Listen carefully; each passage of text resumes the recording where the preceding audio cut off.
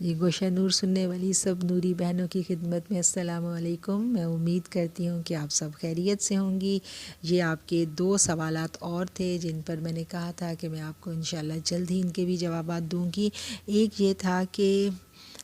کرسی پر نماز پڑھنے کے بارے میں تھا کہ کرسی پر جو بیماری کی وجہ سے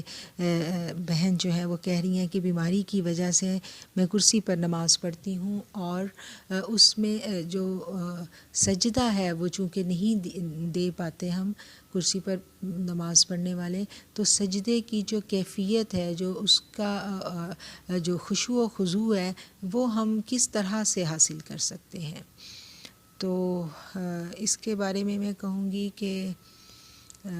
اسلام جو ہے یہ بڑا ہی خوبصورت مذہب ہے اور یہ انسان کو بہت آسانیاں دیتا ہے۔ اس میں مشکل بات یہ ہے اسلام میں کہ ہم اس کا جو طریقہ ہے، اس کا جو مزاج ہے، ہم اس کو سمجھ لیں۔ جب اس کو ہم سمجھ لیں گے نا تو پھر خشوع حاصل کرنا، اللہ کا قرب حاصل کرنا مشکل نہیں رہے گا۔ کرسی پر بیٹھ کے بلا شبہ ہم جب نماز پڑھتے ہیں تو ہم اپنی پیشانی زمین پر رکھ کے اس طرح اللہ کے قرب کو نہیں پا سکتے جس طرح کہ نارمل آپ دیکھیں نماز میں سب سے جو خوبصورت کیفیت ہوتی ہے وہ سجدے کی ہوتی ہے۔ سجدے میں انسان جاتا ہے، جو اس کو ملتا ہے وہ وہی جانتا ہے، جو ایک خلوص دل کے ساتھ سجدہ ادا کرتا ہے نا، وہ اس کی لذت وہی جانتا ہے۔ تو کیا ہے کہ اگر ہم کسی وجہ سے، بیماری کی وجہ سے اس چیز سے محروم ہو گئے ہیں تو ہمیں اپنے خیال کی جو قوت ہے اس کو بڑھانا ہے۔ ہم اپنے خیال کی قوت کو اتنا اسٹرانگ کر لیں کہ اگر ہم کرسی پر بھی بیٹھے ہوئے ہیں تو ہم تصور میں اپنا سجدہ ہمارا اتنا یعنی اسٹرانگ ہو، تصور میں وہ سجدہ اللہ کے قدموں میں ہو کہ ہمیں محسوس ہی نہ ہو کہ ہم نے کرسی پر دیا ہے یا ہم نے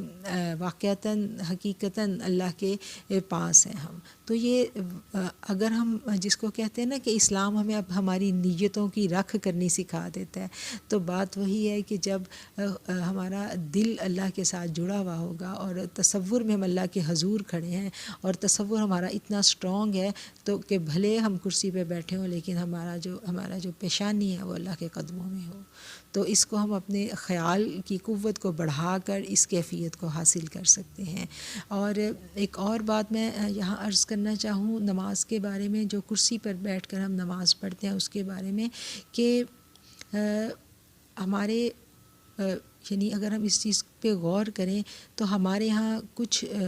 مسائل، کچھ بیماریاں اس طرح کی پھیل چکی ہیں کہ ڈاکٹر کے پاس جب ہم جاتے ہیں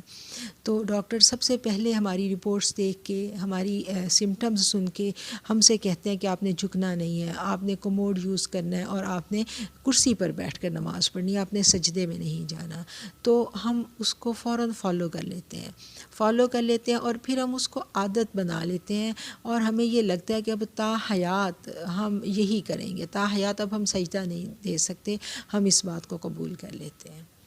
اگر ہم ڈاکٹر کے پاس جائیں اور ہم ڈاکٹر سے کہیں کہ ہمارے دانتوں میں پرابلم ہے، ہم آئس کریم نہیں کھا سکتے، ہمیں آئس کریم بہت ٹھنڈی لگتی ہے، اور ڈاکٹر کہے کہ بس یہ مسئلہ ہے آپ کا، اب آپ آئس کریم کو اوائڈ کریں، تو آپ کیا کریں گے؟ کیا ہم آئس کریم کھانی چھوڑ دیں گے؟ ہم ڈاکٹر کی بات کو کبھی بھی حرف آخر نہیں سمجھیں گے۔ ہم کہیں گے نہیں، ابھی یہ کیسے ہو سکتا ہے کہ میں ساری زندگی آئس کریم ہی نہ کھاؤں؟ یہ کیسے ہو سکتا ہے کہ اگر میرے دانتوں کو میٹھا لگ رہا ہے تو میں میٹھا کھانا ہی ساری زندگی چھوڑ دوں؟ ہم ایک ڈاکٹر کے اوپر نہیں بیٹھیں گے، ہم بھاگیں گے، دوڑیں گے، کسی اور ڈاکٹر کے پاس جائیں گے، ہم اپنی اسکیلنگ کرائیں گے، کوئی دیسی ٹوٹکے ڈھونڈیں گے، کوئی دعا کریں گے، کوئی ٹوٹکا کریں گے کہ کسی طرح سے ہم آئس کریم کھانے کے قابل ہو جائیں، اور ان دا مین وائل ہم کوئی مکمل پرہیز بھی نہیں کریں گے، ہم آئس کریم کو کسی نہ کسی طریقے سے منہ میں ڈالیں گے، سائڈوں سے نگلنے کی کوشش کریں گے۔ کیونکہ ہم آئس کریم کی جو لذت ہے، جو اس کا مزہ ہے، وہ اس کو چکھ چکے ہیں اور اب ہم اس کو چھوڑنا نہیں چاہتے۔ تو بالکل یہی حال عبادات میں ہمارا ہونا چاہیے۔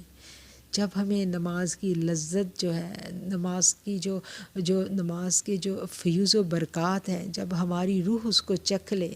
اور ڈاکٹر ہمیں منع کر دے تو ہمیں آرام سے نہیں بیٹھنا چاہیے، ہمیں اس کے لیے کوشش کرنی چاہیے. ایجنگ کی وجہ سے، عمر کی وجہ سے اگر کچھ واقعتاً ایسے عمر کے اس حصے میں ایسی بیماریاں لگ جاتی ہیں، اللہ تعالیٰ معاف کرے، کہ جس میں ہم سجدہ نہیں دے سکتے، تو میں اس کی بات نہیں کر رہی. آج ہم دیکھتے ہیں کہ بالکل کم عمر خواتین جو ہیں وہ بھی کرسی پہ بیٹھ کے نماز پڑھتی ہیں کہ ڈاکٹر نے منع کر دیا. ڈاکٹر دیکھیں، ڈاکٹر نے اگر منع کیا تو وہ فار دا ٹائم بینگ بھی ہو سکتا ہے. ہم اس چیز کے لیے سیکنڈ اوپینین بھی لے سکتے ہیں. ہم اس چیز کے لیے فزیو تھراپی، ایکسرسائزز، مختلف طریقے ہیں نا، ہم وہ کر کے تو ہم اس چیز تک پہنچ سکتے ہیں کہ ہم دوبارہ سجدہ دینے کے قابل ہو جائیں. ہم نے اس کو کسی دیندار ڈاکٹر سے مشورہ کرنا ہے، ہم نے ایکسرسائزز کرنی ہے. میں نے ایسی خواتین کو دیکھا جن کو ڈاکٹروں نے منع کیا اور پھر اس کے بعد انہوں نے کوئی اللہ کے آگے ایسے آنسو بہائے اور کوشش کی، ایکسرسائزز کی کہ دھیرے دھیرے وہ لوٹ آئیں زندگی کی طرف، وہ اپنے سجدوں کی طرف لوٹ آئیں. سجدہ ایک بہت بڑی اللہ کی نعمت ہے، بہت زیادہ قرب ہے اللہ کا اس سجدے میں جس کو انسان جو ہے وہ پاتا ہے. تو اس کو چھوڑ دینا، زندگی سے نکال دینا اتنی کم عمری میں، یہ اتنی آسان بات نہیں ہے. اس کے لیے ہمیں اتنی جلدی کمپرومائز نہیں کرنا چاہیے، کوشش کرنی چاہیے. اور جو لوگ ہم نماز پڑھ رہے ہیں اور سجدہ دینے کے قابل ہیں، یہ ان کے لیے بھی لمحہ فکریہ ہے. آج دیکھیں کہ حرم میں آج سے 25-30 سال پہلے حرم میں ہمیں کہیں بھی کوئی کرسیاں نظر نہیں آتی تھیں. کوئی ترک خواتین ہوتی تھیں جو سیڑھیوں پہ بیٹھی ہمیں نماز پڑھتی دکھائی دیتی تھیں، بہت زیادہ یعنی وہ موٹی ہونے کی وجہ سے یا گھٹنوں کی وجہ سے وہ نظر آ رہا ہوتا تھا کہ وہ بیچاری جھک نہیں پائیں گی. وہ تو اکثر سیڑھیوں پہ اپنی ٹانگیں لمبی کر کے تو وہ نماز پڑھتی دکھائی دیتی تھیں. یا ان کے ترک خواتین کے ہاتھوں میں کہیں ہمیں کرسیاں نظر آتی تھی، فولڈنگ چیئرز انہوں نے پکڑی ہوتی تھی. لیکن آج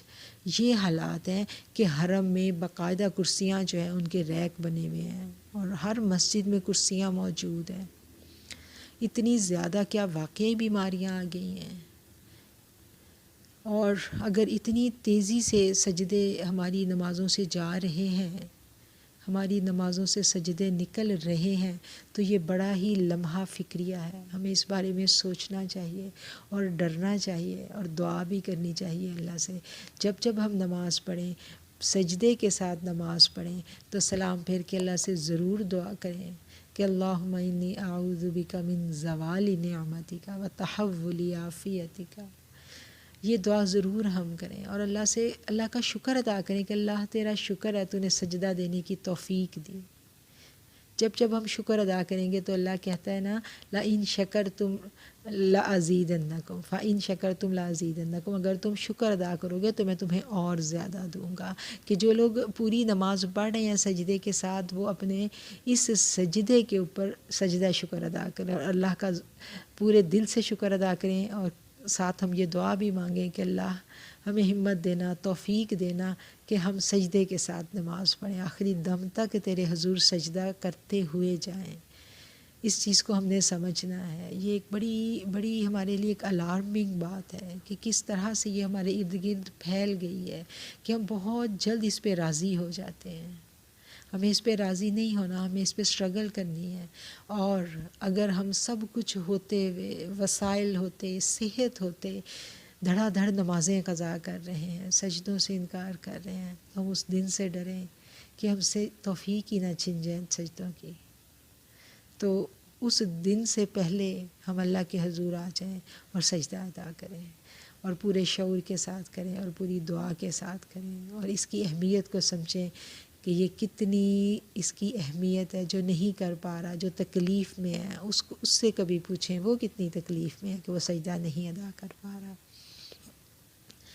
جی، اور یہ دوسری بات ہے، یہ خواتین جو بچوں والی خواتین ہیں، یہ کسی جو ینگ بچیاں ہیں، چھوٹے چھوٹے بچے ہیں جن کے یہ ان کی طرف سے سوال ہے کہ نماز کا جو خشوع ہے اس کے بارے میں آپ نے اتنا ایمفسائز کیا کہ خشوع و خضوع کے ساتھ نماز پڑھنی چاہیے، تو ہمارے تو چھوٹے چھوٹے بچے ہیں اور ہمارا تو دھیان ان میں رہتا ہے، تو ہم اپنی نماز میں خشوع کیسے پیدا کر سکتے ہیں؟ تو اس کا جواب یہ ہے کہ چھوٹے بچوں والوں کی جو نماز ہے اس کا ادا کرنا چھوٹے بچوں کی بہت بڑی ذمہ داری ہوتی ہے، اور اگر آپ کے ساتھ کوئی ہیلپ نہیں ہے، آپ نے اکیلے ہی بچے کو بھی دیکھنا ہے تو نماز بھی پڑھنی ہے، تو یہ بے حد اللہ کے ہاں جو ہے وہ مقبول نماز ہے۔ اور اس کے بارے میں ایک دفعہ نبی کریم صلی اللہ علیہ وسلم نے جب یہ بتایا نا کہ اگر کوئی شخص پوری رات حجر اسود کے سامنے کھڑا ہو کے نوافل ادا کرے اور لیلۃ القدر ہو تو جتنا اس کو ثواب ملے گا، اگر ایک سپاہی مسلمان سرحد کا پہرا دے ایک رات تو اس کے برابر اس کا ثواب ہے۔ تو جب عورتوں تک یہ بات پہنچی تو بڑے اجر کی بات تھی یہ، تو عورتیں جو تھیں وہ آ گئی نبی کریم صلی اللہ علیہ وسلم کے پاس، یہ اس پوری ایک طویل حدیث ہے، اس کا آپ کو مفہوم بیان کر رہی ہوں، اللہ کریم الفاظ کی کمی بیشی معاف فرمائے۔ تو وہ آئیں خواتین کے پاس اور انہوں نے کہا، خواتین جو ہیں وہ مل کے نبی کریم صلی اللہ علیہ وسلم کے پاس ہی، انہوں نے کہا کہ مرد جو ہیں وہ اتنے اجر لے جاتے ہیں، وہ جنازے اٹھاتے ہیں تو اس کا انہیں اجر ہے، اور مردوں کو یہ اجر ہے کہ وہ مرد اسلامی سرحدوں کا پہرا دیتے ہیں اور اتنا ان کو اجر ہے، تو رات پوری رات وہ حرم میں بھی عبادت کر سکتے ہیں، ان کے لیے کوئی مشکل نہیں ہے، تو ہم عورتیں کہاں جائیں؟ تو اتنا زیادہ اجر ہم عورتیں تو نہیں لے سکتی، ہم کہاں جائیں؟ تو نبی کریم صلی اللہ علیہ وسلم جو رحمت للعالمین ہے، جو سب جہانوں کے لیے، ساری مخلوقات کے لیے، اپنی ساری امت کے لیے بے حد رحیم ہے، تو آپ نے کیا کہا؟ آپ نے بہت پیاری آپ نے بات اس وقت کہی، آپ نے فرمایا کہ ایک عورت کنسیپشن کے دن سے لے کے، یعنی جس دن اس کو حمل ٹھہرتا ہے اس دن سے لے کے جب تک وہ بیبی کو دودھ پلاتی ہے، فیڈ کرواتی ہے اپنی، اس دن تک ایسے ہوتی ہے جیسے اسلامی سرحد پر پہرا دینے والا سپاہی۔ کتنی بڑی جو ہے اس عورت کو فیور دے دی گئی، کتنا بڑا رتبہ دے دیا گیا کہ جس دن سے حمل ٹھہرے گا اور جب تک وہ دودھ پلائے گی، تو یہ تقریباً 30 مہینے بنتے ہیں، اور اس 30 مہینے میں ہر دن اور ہر رات اس کی ایسے ہوگی، اتنا اجر وہ پا رہی ہوگی۔ تو ایک شخص جو اسلامی سرحد پہ پہرا دے رہا ہے، ایک سپاہی، تو اس کی نماز آپ دیکھیں، اس کی نماز ہلکی پھلکی ہوگی نا، کیونکہ اس کو دشمن کا بڑا خوف ہے کہ وہ ہمارے کنٹری پہ حملہ نہ کر دے، تو وہ بڑی ہلکی پھلکی نماز پڑھے گا۔ تو میری پیاری پیاری بیٹیاں جو اس بیان کو سن کے پریشان ہو رہی ہیں، ان کو پریشان ہونے کی ضرورت نہیں ہے، وہ تو پہلے ہی اللہ کے بڑی قریب ہیں کہ وہ چھوٹے چھوٹے بچے پال رہی ہیں، وہ تو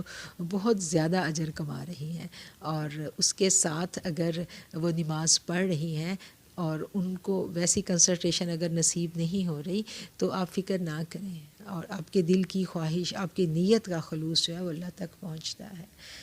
اس ضمن میں ایک اور واقعہ مجھے یاد آ گیا، آپ لوگوں کو وہ بھی سناتی چلوں کہ ایک بزرگ تھے، وہ ایک مسجد میں بیٹھے ہوئے تھے، تو ایک نوجوان